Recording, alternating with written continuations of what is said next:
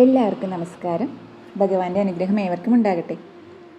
നമ്മളിൽ പലരും ഉറങ്ങുമ്പോൾ സ്വപ്നം കാണാറുണ്ടല്ലേ? പലർക്കും അത് വെറും സ്വപ്നം മാത്രമായിരിക്കും.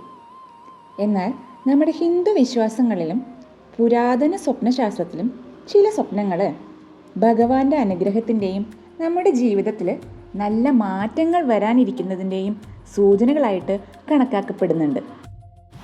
ഇന്ന് അത്തരത്തിലെ ശുഭസൂചനയായി വിശ്വസിക്കുന്ന 5 സ്വപ്നങ്ങളെക്കുറിച്ചാണ് ഞാൻ പറയുന്നത്. നിങ്ങൾക്ക് ഇതിലേതെങ്കിലും സ്വപ്നം നിങ്ങളും കണ്ടിട്ടുണ്ടെങ്കിൽ കമൻറ്റിലൂടെ അറിയിക്കണേ.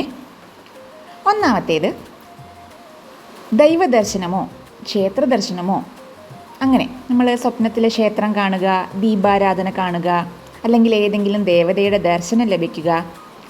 ഇത്തരത്തിലുള്ള സ്വപ്നങ്ങളൊക്കെ വളരെ മംഗളകരമായ ഒരു സ്വപ്നമാണെന്നാണ് വിശ്വാസം. നമ്മുടെ ജീവിതത്തിലെ തടസ്സങ്ങൾ മാറാനും മനസ്സിൽ പ്രതീക്ഷയുടെ പുതിയ വെളിച്ചം തെളിയാനും ഒക്കെ ഇത്തരത്തിലുള്ള സ്വപ്നം സൂചനയാകുമെന്നാണ് പറയപ്പെടുന്നത്.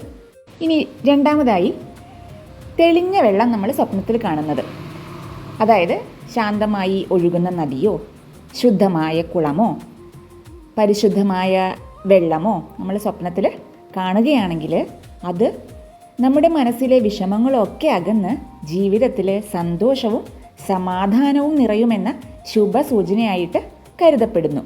ഇനി മൂന്നാമത്തേത്, താമരപ്പൂവ്.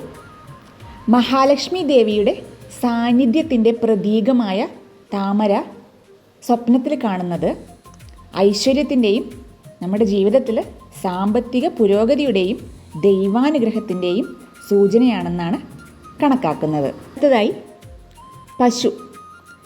ഹിന്ദു വിശ്വാസത്തിൽ പശുവിനെ ഗോമാതാവായിട്ടാണ് ആരാധിക്കുന്നത് അല്ലേ? അപ്പോൾ സ്വപ്നത്തിൽ പശുവിനെ കാണുന്നത് കുടുംബത്തിൽ സന്തോഷവും സമൃദ്ധിയും വർദ്ധിക്കാനും ഭഗവാന്റെ കൃപ ലഭിക്കാനും ഇടയാകുമെന്ന വിശ്വാസമാണ് നിലനിൽക്കുന്നത്. അടുത്തത്, തെളിഞ്ഞു കത്തുന്ന നിലവിളക്ക്. ഇരുട്ടിനെ അകറ്റി പ്രകാശം പരത്തുന്ന നിലവിളക്ക് സ്വപ്നത്തിൽ കാണുന്നത് നമ്മുടെ ജീവിതത്തിലെ കഷ്ടകാലമൊക്കെ മാറി പുതിയ പ്രതീക്ഷകളും നല്ല അവസരങ്ങളും വന്നു ചേരുമെന്ന ശുഭസൂചനയായിട്ടാണ് വിശ്വസിക്കുന്നത്. പ്രിയ ഭക്തജനങ്ങളെ, ഒരു കാര്യം പ്രത്യേകം ഓർക്കണം. സ്വപ്നങ്ങൾ ദൈവത്തിൻ്റെ ഉറപ്പായ സന്ദേശമാണെന്ന് പറയാനോ ഭാവി കൃത്യമായി പ്രവചിക്കാനോ കഴിയില്ല. നമ്മുടെ ഹിന്ദു പരമ്പരാഗത വിശ്വാസങ്ങളിലും സ്വപ്നശാസ്ത്രത്തിലും പറയുന്ന വ്യാഖ്യാനങ്ങൾ മാത്രമാണ് ഞാനിവിടെ പറഞ്ഞത്.